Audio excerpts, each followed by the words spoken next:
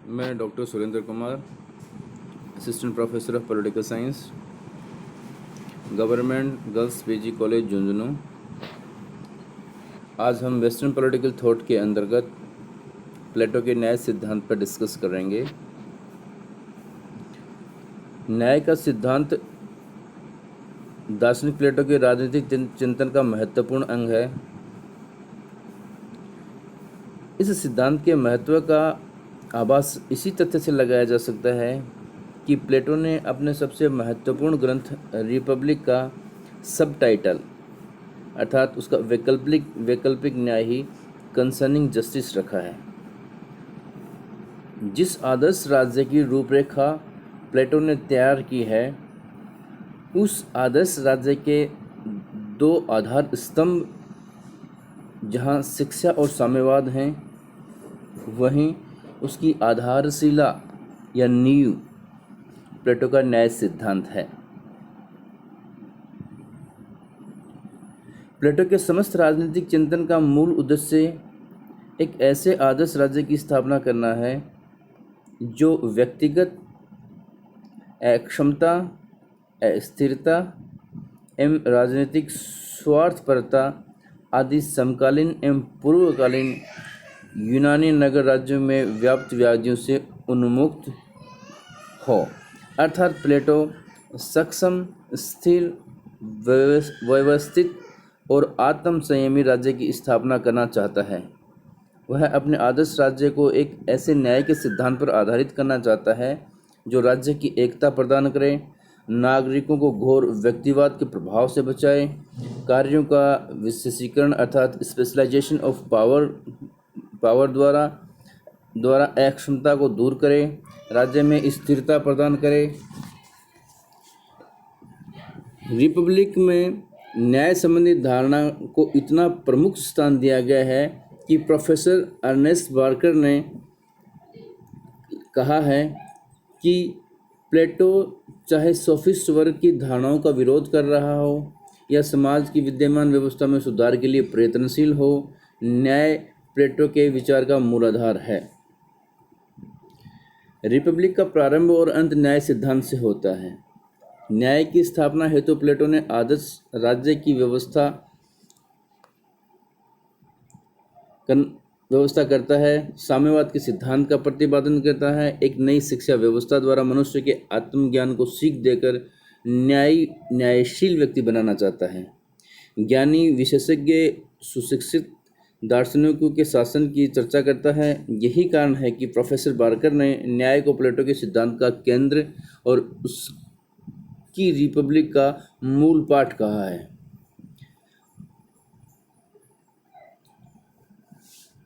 प्लेटो के न्याय सिद्धांत को सही अर्थ में समझने के लिए यह आवश्यक है कि न्याय शब्द में निहित उसके अर्थ और आधुनिक युग में न्याय शब्द की साम्यता को समझा जाए। प्लेटो के दर्शन का अध्ययन करने वाले सभी विद्वानों ने यूनानी भाषा के न्याय शब्द और अंग्रेजी भाषा के न्याय शब्द के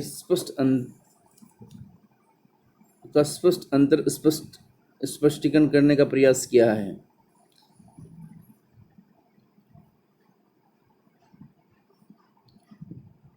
एम.बी. फोस्टर के अनुसार ग्रीक शब्द का न्याय का जो पर्यायवाची शब्द है वो डिकेयोसिन का अनुवाद है। इस डिकेयोसिन शब्द का अंग्रेजी शब्द के न्याय शब्द से अधिक व्यापक अर्थ है। हम न्याय और अन्याय शब्द को मुख्य रूप से जुडिशियल या एडमिनिस्ट्रेटिव कार्यों के संपादन के दृष्टिकोण से ही देखते हैं। प्लेटो के न्याय शब्द का लगभग वही अर्थ है जो मोरालिटी अर्थात नैतिकता के संदर्भ में हम देखते हैं। यह वह आदत है जो मनुष्य को अपनी इच्छा शक्ति तथा तथाकथित हित के अनुसार काम करने से इस विश्वास के अनुशासन से रोकता है। डिक्योनिसिन का अर्थ सदाचार यानी कि राइटनेस है, न कि केवल न्याय।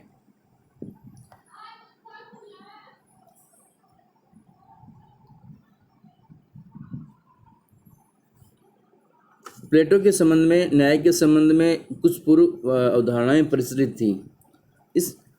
अगर उस समय की न्याय की प्रचलित अवधारणा को देखें तो उस समय 3 महत्वपूर्ण अवधारणाएं प्रचलन में थी।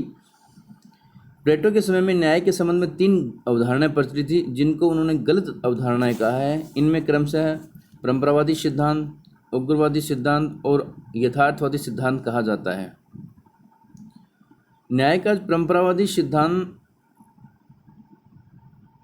के प्रमुख प्रतिपादकों में सेफालस था, जिसे परंपरावादी अवधारणा का जनक भी कहा जाता है। सेफालस व्यापारी वर्ग को प्राचीन परंपरागत नैतिकता का प्रतिनिधि मानता था। उसके अनुसार न्याय क्या है, अर्थात सेफालस के अनुसार न्याय क्या है? सेफालस के अनुसार न्याय सत्य बोलने एवं अपने कर्ज को चुकाने में निहित है। उसके पुत्र इस विचारधारा के दूसरे प्रतिपादक थे जिनका नाम पोलेमार्कस था। पोलेमार्कस उसमें ये चीज़ ऐड करते हैं कि न्याय प्रत्येक मनुष्य को वह देने में है जो उसके लिए उचित है, अर्थात justice consist in the giving to each man of what is proper to him, अर्थात जो जिस व्यक्ति के लिए उचित है उसको वह दे दिया जाए तो वह न्याय है, वह न्यायशील है। न्याय के संदर्भ में उचित शब्द का प्रयोग करके परंपरावादी विचारक न्याय को एक कला के स्तर पर ले जाते हैं। उनके अनुसार न्याय एक ऐसी कला है जो भलाई बुराई करने की 2 परस्पर विरोधी क्षमताएं रखता है। प्लेटो ने इस परंपरावादी विचारधारा का खंडन किया है। प्लेटो के अनुसार न्याय एक कला नहीं है। कला परस्पर 2 विरोधी कार्यों को अच्छा और बुरा करा सकती है, पर न्याय तो सिर्फ अच्छाई और भलाई की दिशा में प्रवाहित होती है, बुराई की दिशा में नहीं। तो इस आधार पर पहले तर्क में प्लेटो ने न्याय को कला मानने से इनकार कर दिया, जो कि परंपरावादी अवधारणा मानती है। दूसरा, यह कथन बड़ा सरल है कि मित्रों की भलाई तथा दूसरों की बुराई न्याय है, किंतु यह कहना कठिन है कि हम किसको मित्र और किसको शत्रु कहें, क्योंकि समय के अनुसार मित्रता और शत्रुता के दायरा भी बदलता रहता है।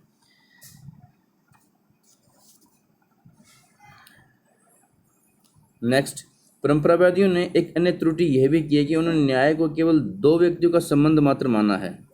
साथ ही नग्न इन व्यक्तिवाद, इन क्रूर इंडिविजुअलिज्म पर इस संबंध पर आधारित है, ऐसा कहना त्रुटिपूर्ण है। न्याय का जो दूसरा सिद्धांत उसमें प्रचलन में था वह था न्याय का उग्रवादी सिद्धांत। इस सिद्धांत के जो प्रतिपादक थे वो थ्रिस्मेकस थे। थ्रिस्मेकस के अनुसार शक्तिशाली का हित, अर्थात justice is the interest of the stronger, ही न्याय है। तो ये तो जिसकी लाठी उसकी भैंस वाली कहावत को चरितार्थ करता है। तो न्याय के संबंध में, चाहे वो आज कानूनी परिप्रेक्ष्य में देखा जाए या नैतिकता के दायरे में देखा जाए, लेकिन जिसकी लाठी उसकी भैंस को तो न्याय का आधार नहीं कहा जा सकता। तो इस आधार पर प्लेटो ने न्याय का जो दूसरा सिद्धांत था थ्रिस्मेकस का, उसको भी नकार दिया है, अर्थात उसका खंडन करता है। न्याय का प्लेटो के समय जो प्रचलित तीसरा सिद्धांत था वह यथार्थवादी सिद्धांत था। इस सिद्धांत के प्रतिपादक ग्लूकोन थे। न्याय के संबंध में ग्लूकोन की एक भ्रामक धारणा रही है। उसकी मान्यता है कि न्याय एक रूढ़िजन्य, एक कृत्रिम वस्तु है। यह एक ऐसी प्राकृतिक अवस्था पर विचार करता है जिसमें प्रत्येक व्यक्ति स्वच्छंद रूप से दूसरों पर अन्याय करता है एवं स्वयं अन्याय का शिकार होता है। जब यह स्थिति असहनीय हो जाती है तो व्यक्ति उससे त्राण पाने के लिए प्रयत्न करता है। इस प्रयत्न के 3 परिणाम निकलते हैं। प्रथम यह है कि निर्बल लोग एक समझौता इस आशय से करते हैं कि एक दूसरे पर किसी प्रकार का अन्याय नहीं होने देंगे। दूसरा, इस समझौते के पालन हेतु वे कानून बनाते हैं जिसकी रूढ़ियाँ उसी कार्य में मापदंड तथा न्याय की संहिता बन जाती हैं। तीसरा, इस समझौते तथा उसकी रूढ़ियों के प्रभाव से व्यक्ति अपने नैसर्गिक प्रवृत्ति को त्याग कर कानून की ताकत के डर से अपने मूल प्रवृत्ति की विकृति स्वीकार कर लेता है। ग्लूकोन के इस विचार से न्याय भय का शिशु है, अर्थात justice is the child of fear.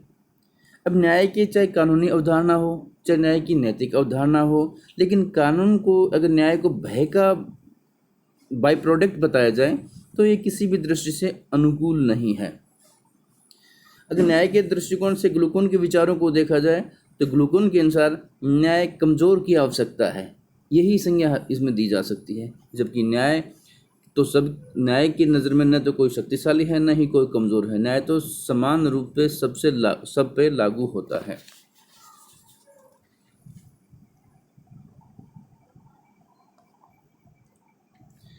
प्लेटो का न्याय सिद्धांत क्या है?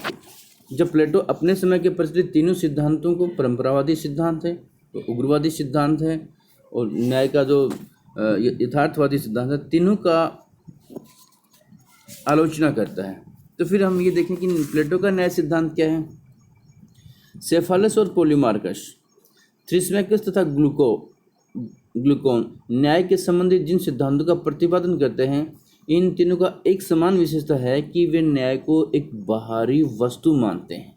इसके विपरीत अगर हम प्लेटो के चिंतन को देखें तो प्लेटो न्याय को आत्मा के अंदर की वस्तु मानता है। इसी आधार पर प्लेटो ने इन तीनों दृष्टिकोणों को अस्वीकार कर दिया है। अर्थात प्लेटो ने जो पहले के जो प्रचलित तीन सिद्धांत थे न्याय के, उन तीनों को इस आधार पर अस्वीकार कर दिया है कि वे न्याय को बाह्य वस्तु मानते हैं, जबकि प्लेटो न्याय को आंतरिक वस्तु मानते हैं। आंतरिक मतलब आत्मा का एक गुण। प्लेटो का कहना है न्याय मानव आत्मा की उचित अवस्था और मानवीय स्वभाव की प्राकृतिक मांग है। अर्थात प्लेटो ये कहते हैं कि न्याय है वो मानवीय जो आत्मा है उसकी ही एक अवस्था है, ड्यू स्टेट है, और मानवीय स्वभाव की जो एक प्राकृतिक मांग है। इसलिए E.M. फोस्टर लिखते हैं कि जिसे हम नैतिकता कहते हैं वह प्लेटो का न्याय है। अर्थात फोस्टर के अनुसार प्लेटो का जो न्याय सिद्धांत है वो मोरालिटी के ऊपर आधारित है। न्याय पर चिंतन करते समय दो प्रश्न प्लेटो के सामने उपस्थित होते हैं। पहला तो उसे न्याय की वास्तविक प्रकृति की खोज करनी है, और दूसरा उसे न्याय के निवास स्थान को ढूंढ निकालना है। न्याय उसे एक ओर तो व्यक्ति के मानस में स्थिर दृष्टिगोचर होता है, दूसरी ओर उसे समस्त राज्य में इसका निवास दिखाई पड़ता है। अर्थात वह कहाँ स्थित है ये भी प्लेटो को दिखाई दे रहा है। उसके विचार से व्यक्ति और राज्य में एक प्रकार की वैसी ही एक रूपता विद्यमान है जैसे कि बड़े अक्षरों और छोटे अक्षरों में होती है। राज्य व्यक्ति से बहुत बड़ा है, अतः इस बात की अधिक संभावना है कि राज्य में न्याय विराट मात्रा में उपस्थित होगा। वहाँ उसकी खोज आसानी से की जा सकेगी। राज्य में स्थित न्याय की प्रकृति ढूंढ निकालने पर व्यक्ति में स्थित न्याय के स्वरूप को समझना अधिक सरल है। प्लेटो व्यक्ति और राज्य में पिंड और ब्रह्मांड का संबंध मानता है। व्यक्ति में जो गुण और विशेषताएं अल्प मात्रा में पाई जाती हैं वही विशाल मात्रा में राज्य में पाई जाती हैं। यथा पिंड और ब्रह्मांड, जैसे एक पिंड होता है पूरा ब्रह्मांड है, दोनों के गुण समावेश हैं जो सूक्ष्म रूप से जहाँ व्यक्ति में मिलेंगे वृहत रूप में वो राज्य में मिलेंगे। राज्य व्यक्ति की विशेषताओं का विराट रूप है। The state is man writ large.